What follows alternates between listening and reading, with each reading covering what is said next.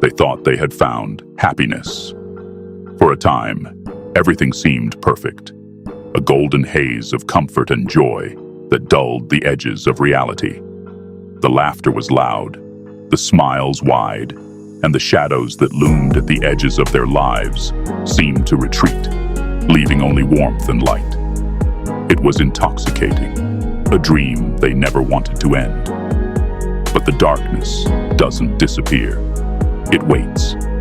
It started with whispers, barely audible at first, just faint murmurs in the dead of night.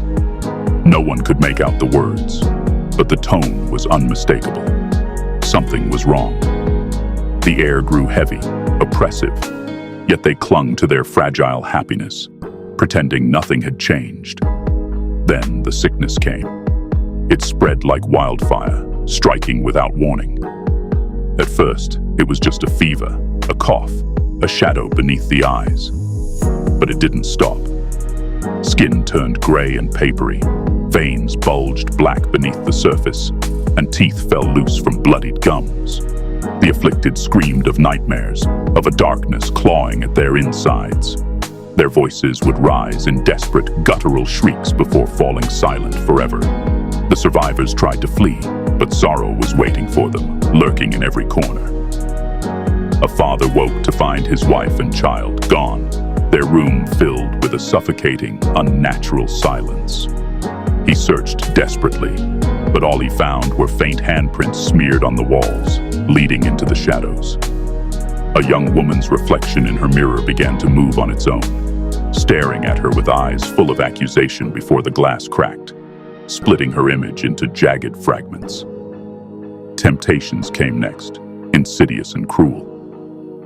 A man, desperate for escape, followed a voice that promised relief. It led him into the woods, where he found a table set with a feast so rich it made his mouth water. He ate greedily, but the food turned to ash in his throat, and the shadows closed in, dragging him screaming into the earth. Others found themselves confronted with impossible choices. A woman who had spent her life running from her fears suddenly found herself in a house with no doors, only mirrors. In every reflection, she saw herself aged, broken, dying. She smashed the mirrors one by one, but with each shatter, a piece of herself vanished. By the time the last mirror broke, there was nothing left of her. The fabric of their happiness unraveled, torn apart by claws unseen, but felt in every corner of their being. The intoxicating dream they had clung to turned into a waking nightmare,